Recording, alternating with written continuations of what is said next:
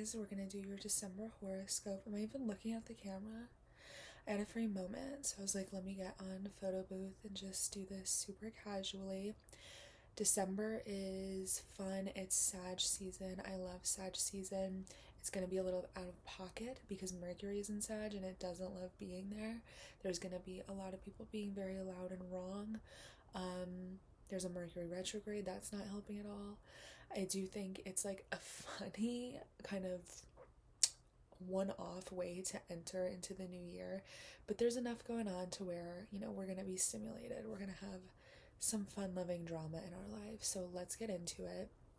On the 1st, Mercury, which is the planet of communication, speaking, talking, writing, using your voice, wherever Mercury is transiting is usually going to show what you're thinking about, who you're talking about, what you're talking about, who you're talking about it with, the details of like where your mind is at, your ideas, your like stimulation. Basically it's like a lot of cerebral intellectual energy, also just like getting things done, maybe being more busy, is going to be going through your 10th house. So this brings the attention to your career, your public image, your reputation, really accomplishing goals for yourself. It's kind of like PR. It's like what people are seeing about you in a public way. So to have Mercury going through here, you go through this every single year. It's nothing crazy, but having Mercury transit here is just going to bring the chatter to that area of your life. Now, we want to just keep that in mind because Mercury is going to station retrograde. As I'm recording this, the last few days of November, we're already in the shadow period. So it's likely that you're already dealing with the annoying things that come with Mercury retrograde, and anything regarding your career is susceptible to change over that period. So we're going to retrace our steps in a few minutes throughout the month. But on the 3rd, Venus is going to enter,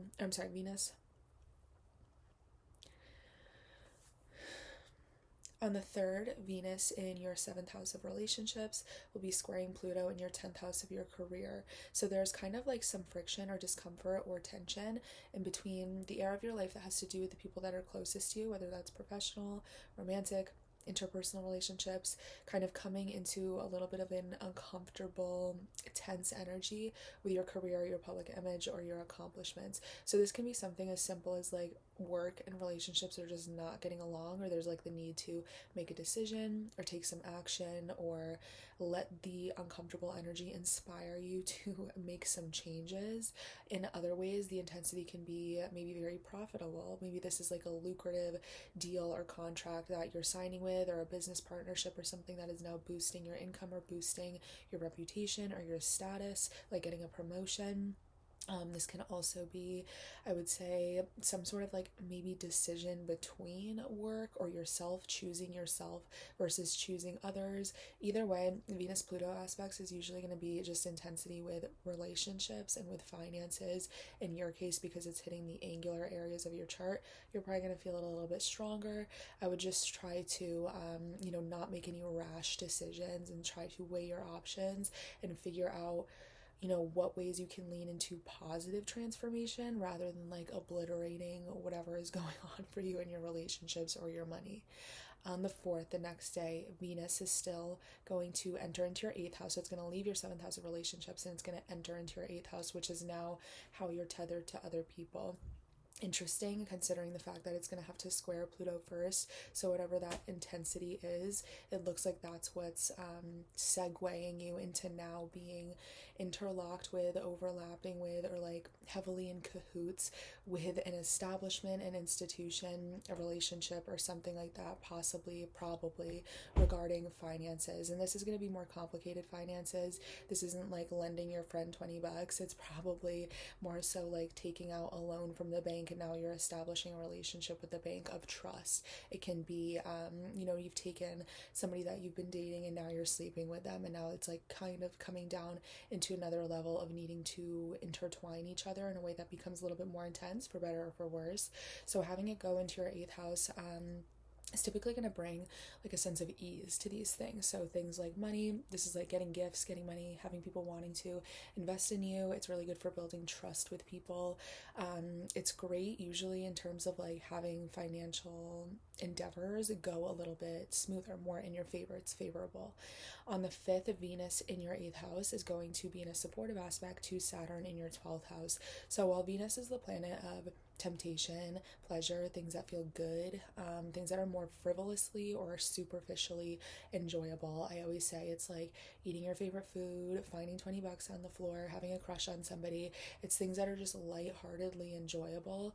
So having that in a supportive aspect to Saturn, which has a lot to do with responsibility and commitment and discipline, and like not so much the fun stuff but rather the necessary important things, is actually very good. That's a great aspect to have, because you're kind of taking something that feels good but still doing it the right way. It's positive reinforcement. It's like going from a committed relationship into an engagement. It's something that's exciting and feels good, but it's still something that's being taken seriously. So to have that support between your 8th house of other people's money, how you're kind of overlapping with other people or energetically entwined with other people, in a supportive aspect to some seriousness and need to be responsible and disciplined within your 12th house of your dream, psyche, intuition, mental health, really what's going on internally in your heart and in your mind. It's less physical. It's not so much tangible. It's not things that we can always touch or hold or feel, but rather things that we can feel like inside, and that we're experiencing more so in a way that other people cannot see from the outside. So I would also say too, there might be in some cases for some people dealings with death or spirituality. And when I say death, it does not mean I'm telling you somebody that you love is going to die super unexpectedly and it's going to ruin your life. It's more so like if somebody has died recently or you're dealing with somebody that is passing away, some people can kind of see what is like beneficial growth in their finances from this. So like getting an estate, an inheritance, being in a will, being in someone's trust, there being again what is good feelings, a supportive aspect between something that might be tough or challenging or require some sort of discipline or responsibility, that facing a little bit of ease. It's like getting a promotion. It's like seeing hard work pay off. It's just in the more spiritual, intense, sort of trust and transformative, literal or metaphorical death areas of the chart. On the 7th, Neptune is going to station direct in your 12th house. It has been retrograde since June 30th. So this is usually a different outcome for everybody depending on what it's aspecting in their natal chart. But Neptune is a very deceptive, dreamy, beautiful, creative, lucid, spiritual, but confusing planet. It actually rules the same sort of themes as the 12th house that we just discussed. So it's things that are a little bit more mystical and not so much tangible or in our physical realm. It's your dreams, your intuition. It's like your gut feelings. It is this idea of letting go, of coming full circle, of transcendence, of the feeling that comes up when we're intoxicated. It's addictions, it's escapism, it's also deception and manipulation, and how there's two sides to the same coin of dreamy, creative, imaginative nature. Imagination is great when it comes to thinking up good ideas and manifesting. It's awful when it comes to paranoia and being delusional over things that are not actually real. So having it stationed direct for some people can kind of feel like, okay, you're coming back on track. If you've been having some sort of like mental health crisis or addictions or vices or something getting completely out of whack since the end of June, you might start to feel more ease and feel like you're getting your marbles back together a little bit. If you've been feeling like you were just erratic and like more confused than usual or having a lot of brain fog, that can sort of clear itself up. For other people, it can be that they maybe had like a really good sense of clarity during its retrograde cycle and they were finally seeing things clearly and no longer romanticizing things or seeing things through rose-colored lenses.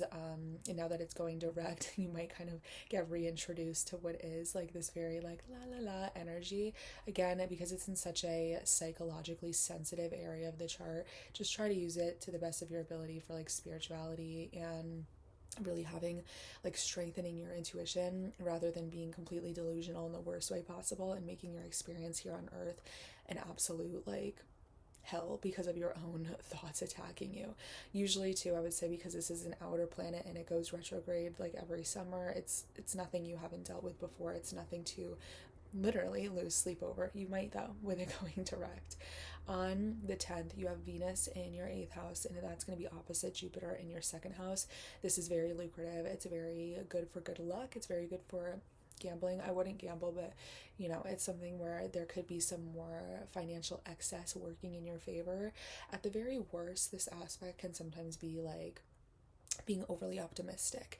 It's like you are boastful, or you're spending more than you actually have, or you're functioning in excess, you're overindulging, you're eating too much, you're going out too much, you're think of like when a little kid like, sees a kid, a kid in a candy store, or they're like getting a huge cake in front of them, and we know like realistically we only need one piece to feel satiated, but then you lose control, you binge, eat the whole cake, and then you feel like shit after. Like sometimes this sort of aspect between Jupiter and Venus, because they're both benefics and they want to give us good things more than they do want to give us bad things, it can just be like too much sugar. It's like too much of a good thing can sometimes become a little bit problematic, everything in moderation. However, that's like worst case scenario, and I would say that this is more likely to be something where luck is in your favor, money is in your favor, even romance is in your favor, but because it's on the axis of your second house, which is what belongs to you, versus your eighth house of what you share with others, it's probably going to be something that shows up more so in your investments, both energetic, financial, your efforts, etc., paying off. On the 12th, we're going to be having a new moon in your ninth house. So this is a new beginning, or a new chapter, or a new cycle starting in regards to traveling, faith, philosophy, education, your general like beliefs and faith of how the world works based off of your own experiences. It's your own personal philosophy. It's getting outside of your comfort zone. It is exploring uncharted territory. Having a new moon here can simply just be that like you're going on a family vacation and you're like traveling abroad for a few days, but it can also be that there is like a new beginning in regards to like reading self-help books, getting outside of your comfort zone, trying new things, putting yourself out there, saying yes to opportunities that you're typically limiting yourself to like not saying yes to because you don't feel qualified to yet. It can be even like hanging out with people you wouldn't usually hang out with. It can be learning something new, going back to school. It's going to be different for everybody based off of how it is affecting your natal chart, like your natal placements. But I would say typically a new moon in the ninth house is like exciting, it's expansive, it gives you an opportunity, and it kind of like allows you to open the door to something, which a new moon is always going to do, but having it in the ninth house is usually going to be on like a bigger level. Getting outside of your comfort zone, literally or metaphorically, or getting outside of your immediate, usual, familiar environment and habits. Again, whether that's literally like change, not no longer being in the house that you're in all the time and like going to a new city for a little bit, taking a short trip, or it can be metaphorically where it's like maybe you're planted in the same physical space but your mind is going somewhere totally new. On the 13th, Mercury retrograde begins in your 10th house. So like we said at the beginning, Mercury on the 1st of January, oh my god, let me not jump ahead too much. On the 1st of December, Mercury is going into your 10th house of career. Conversation, speaking, talking, writing, what we're talking about, ideas, concepts. Our mind is focused on our career on the 1st of, I almost said January again, December. And then by the 13th, we're reconsidering something. We're taking a step back. We're like, okay, let me rethink this. Or like, why am I getting slapped on the wrist and not able to move forward as quickly as I wanted to? Why do I have to really like sit and think a little bit more, or do something else, or tie up any loose ends before moving forward? And the thing that I always say about Mercury retrogrades to people is that like they're not here to just punish you. They're not here to just like bother us. There's nothing that was like put in astrology that's there just to piss you off for no reason. Like everything has its purpose, and Mercury retrogrades are usually there to help you. They're trying to say, whoa, whoa, whoa, I know you wanted what you wanted right now, but you need to pick up a few pieces before you move forward, because then you're really going to screw up. So it's giving you an opportunity to sort of smooth out details that would have really gotten you in a lot of trouble later had you not given them your attention. So on, what was it, the 13th, there can just be like a reconsideration, a back to the drawing board, or even like a revisitation of something that you once put on the back burner in regards to your career, your public image, your goals, your anything regarding like your profession or your industry or your position or anything like that. And you want to try to ask this, what is this teaching me, what is this showing me, or how is this helping me, rather than like, this is so annoying and I don't want to deal with it. And I know that we're human, those things are going to come up. Mercury rules what? Aries rising, that rules your 3rd house and your 6th house. So it's your 3rd house of transportation. Could have something to do with, again, a short trip, getting outside of your environment, cars, transportation, car issues, and that, preventing you from getting to work. It can also just be something in your everyday lifestyle routine, mundane habits, the very small details that are necessary of your everyday life, and usually like predictably and presumably a well-oiled machine just getting a little wonky and being a little bit annoying for a little bit, but it's temporary. Get over it. On the 17th, the sun in your ninth house of traveling, faith, philosophy, education is going to, what's it going to do? Square Neptune in your 12th house. So squares, again, aren't the worst thing in the world. It's typically just like a tension point, a little bit of discomfort, something that is like creating some friction because you got to do something about it. You got to make a decision, you got to pivot. It's like asking you to, for the love of God, like make it move. So to have that between Mercury, which is already retrograde, nobody's making sense. Everybody's like saying things that they don't mean. Everybody's being loud and wrong. Things are not adding up. Now in a conflicting point with Neptune, which is the planet of deception, manipulation, trickery, not seeing things clearly, lack of clarity, confusion, lots of brain fog, lots of distractions, probably not being able to focus. Somebody's trying to pull the wool over your eyes, something's not adding up.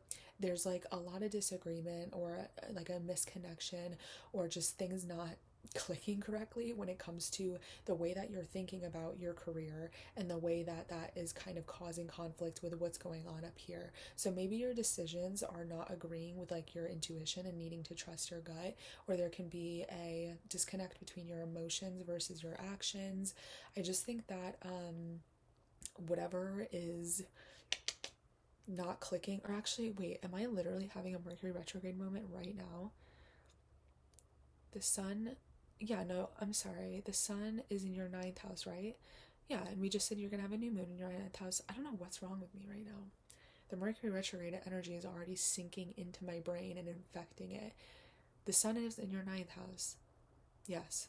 Traveling, faith, philosophy, education, creating conflict with mind, intuition, psychology, mental health, anything like that. Also, you can just be having some, like, when I say exploring uncharted territory, that can mean literally, like, again, going to a new place or like stepping into a part of your brain that you haven't experienced before. So there could actually be some shifts in, if it's not your literal education, like your belief system and your faith and your spirituality, and maybe like starting to change, what do I actually believe? What do I believe about the world and how it works? What's my faith, etc. On the 22nd, the sun is going to enter your 10th house. So this is going to shift again, more attention to your career, your public image, your accomplishments, your reputation, basically your public PR about what people are perceiving about you, what they can see about you publicly, and how that usually is going to overlap with like your job or your successes. Think of like what you would update on Facebook or LinkedIn. So on the first of the month, we had Mercury enter here, speaking, talking, writing, conversations, ideas. And then by the time we get to the 22nd, the sun is now also going to head into there. So it's illuminating it. It's bringing your ego, it's bringing your personality, it's bringing your creativity, it's bringing your drive, your authority to that area as well. So slowly, one by one, the planets are sort of moving up to the height of your chart, which is bringing all the attention to the most public area of your chart. On the 23rd, the next day, Mercury retrograde is going to go from your 10th house to your ninth house. So it's going to retrace its steps and go backwards from where we're focusing on your career, your public image, your reputation, and now it's going to still go backwards, but now into your ninth house, which is traveling, faith, philosophy, education. So what this means when Mercury retrograde goes from one sign to another, it's saying again, okay, we were moving way too fast. We dropped a few things on the way. It's fine, but we need to go back and pick them up before we can like keep going forward. Before we keep making progress this way, we need to go backwards for a second. We need to learn something else. We need to, speak to one more person. We need to tie up loose ends. We need to get closure with this. We need to pick this tool back up that's going to help us later. So having this kind of overlap between your career, your career, and then your ninth house of education and stuff, I feel like it's probably going to be something where it's like before you can move forward with an accomplishment, you still need to learn something new, or before you can make maybe like a certain decision or be appointed as like a certain authority or like a higher position, you need to get a little bit more experience under your belt first. I don't think that it's anything bad. Again, you kind of want to take advantage of this because it's probably going to help you more so in the long run, but it's about needing to make a little bit more progress, see things a little bit more clear, build a stronger conclusion or belief system or understanding of something before you can make progress more so into that career sector.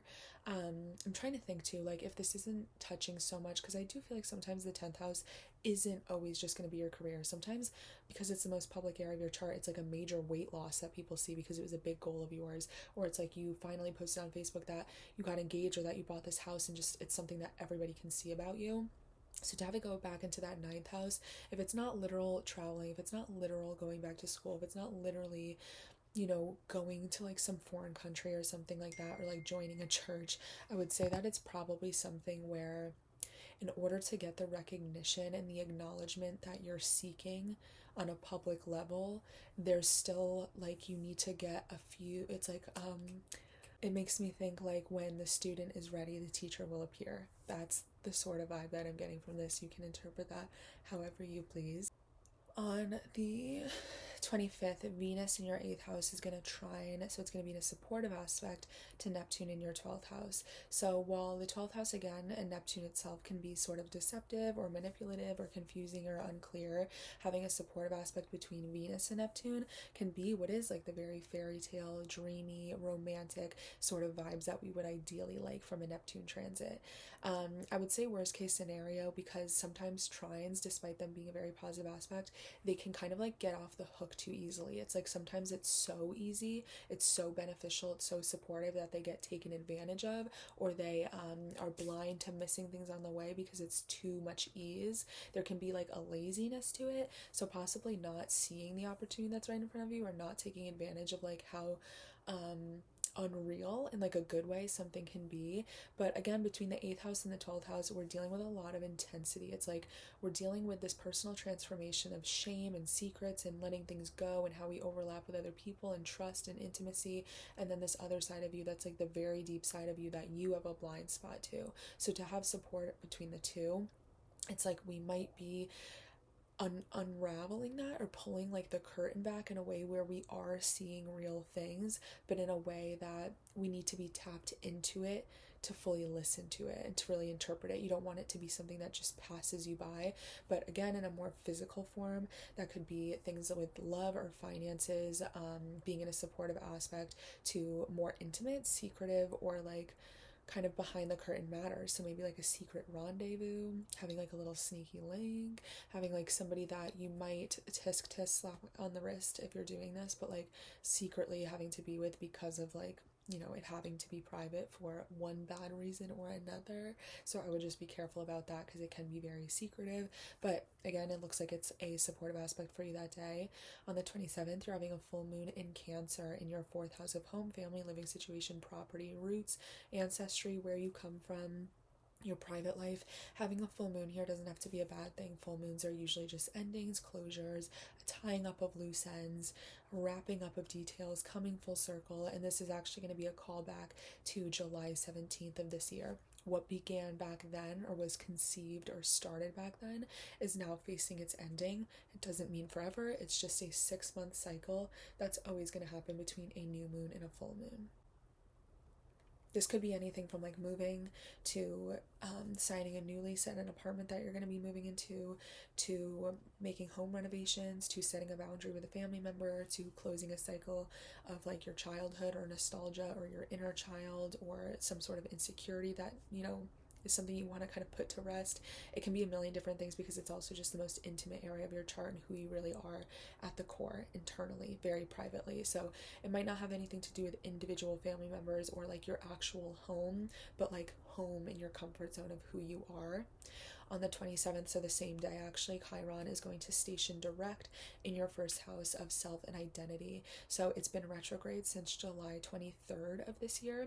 So again, this is going to kind of manifest a little bit differently for everybody, especially if it is or isn't touching on personal placements in your chart. But Chiron isn't a planet, it's an asteroid that has a lot to do with sensitivities, triggers, wounds, where we kind of have a chip on our shoulder.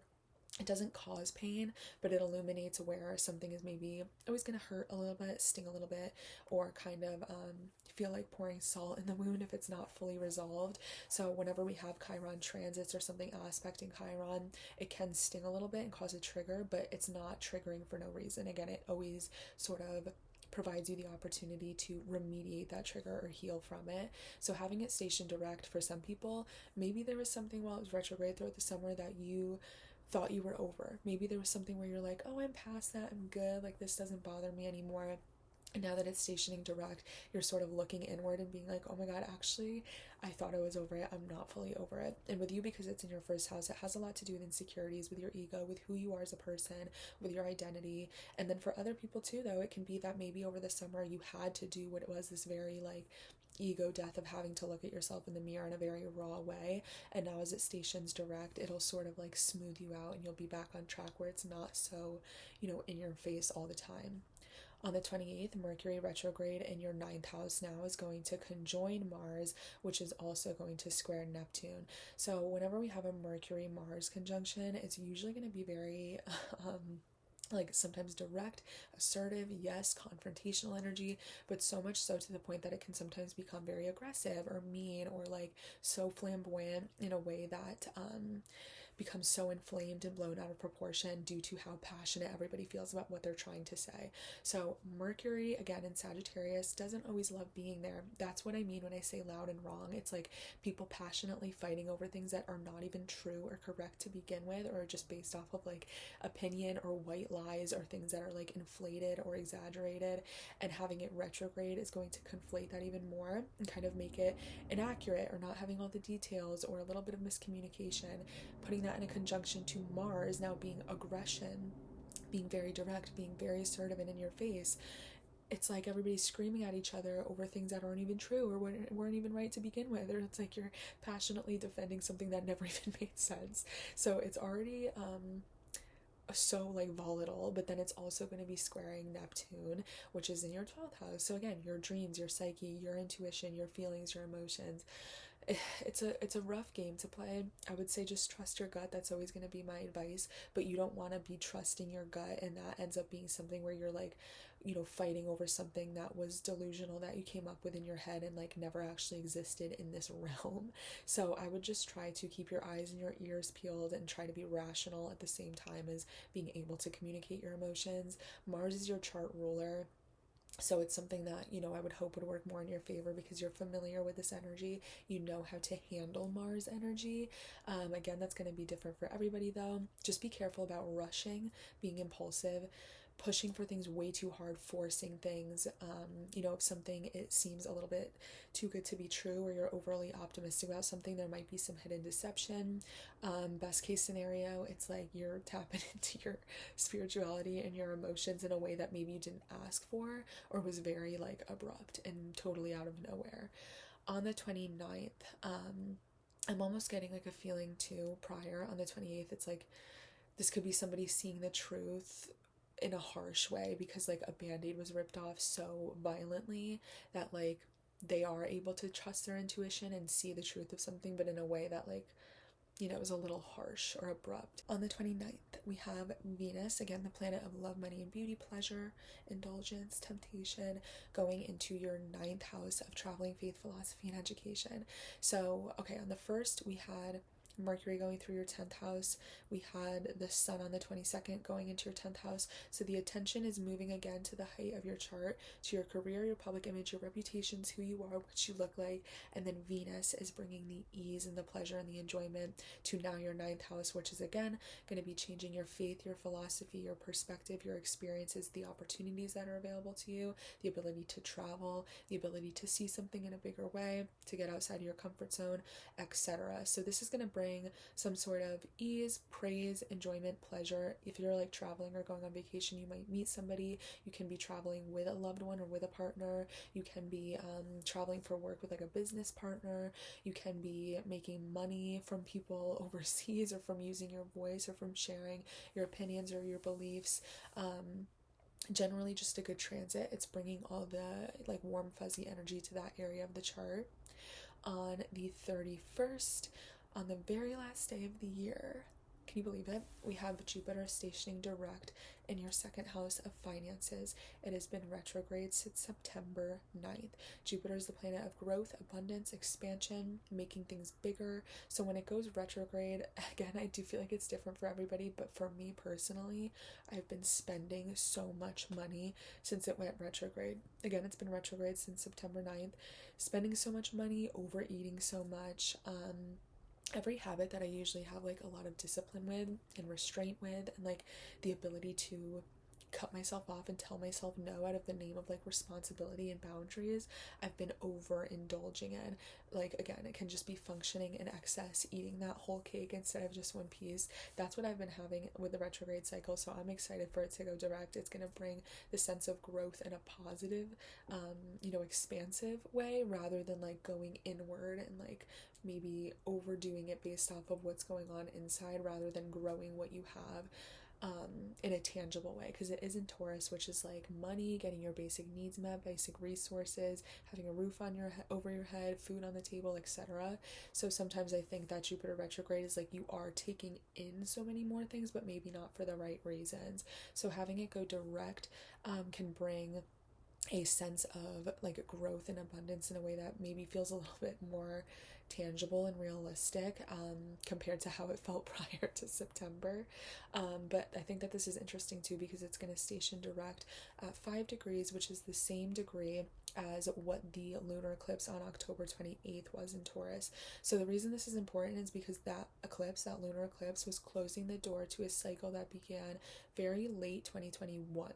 Like November, December 2021, a door was opened in the Taurus area of your chart. In your case, this is your personal finances, your belongings, your basic needs, yes, but it's your boundaries, it's your self-worth, it is things that are valuable to you, things that are important to you, what you're able to cultivate for yourself. So there was a cycle that began back then, and then it ended for good on October 28th. You were fully shutting the door on it. So try to think of what that means for you in your personal life. Having Jupiter stationed direct at that same degree, to me, I feel like it is such a baton handoff, where it's like whatever you let go of or close the door on or close the cycle with is kind of like, that's a good thing we did that, because we made room for what is this brand new growth and abundance that probably wouldn't have been available to us had we not let go of this other thing and shut the door on the other thing. So with finances, this could be an investment. This can be like a house that you bought and then sold. This can be something that you purchased and then decided was no longer for you, or something that you thought was once very important to you and now you're like, I don't really care about that anymore. And it looks like as that was leaving, this is going to be the new thing that kind of fills its spot. And that is a beautiful way, I think, to end the year and enter into 2024. So I'm very excited, but I hope that this helped you guys. I hope it gave you a sense of clarity. I'm going to try to be a good girl and do these consistently as we get into 2024. It was fun for me to make, and I think that it's generally just a valuable, easy, free resource to have based off of your rising sign. But if you have any questions, let me know. Let me know what's going on with you in your life in the comments. Yeah, I love you guys. Thanks for listening. Thanks for trusting me. If you want to book a personal reading, everything that you need is going to be in the description of this video, KMONEY.biz. And I love you guys. I'll talk to you soon.